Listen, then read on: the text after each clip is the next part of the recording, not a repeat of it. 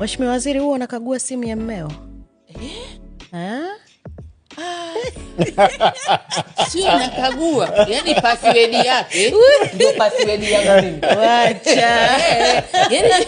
Yani password yake ndio password yangu mimi. Wow. Umeona hiyo?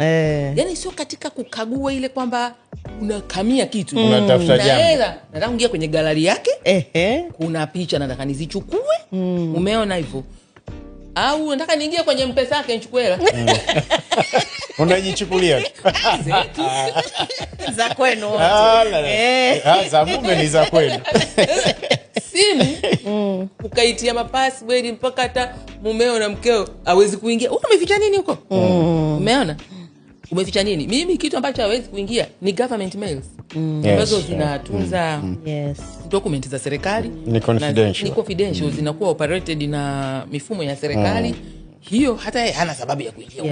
Umeona? Lakini hizi namba yake yangu mimi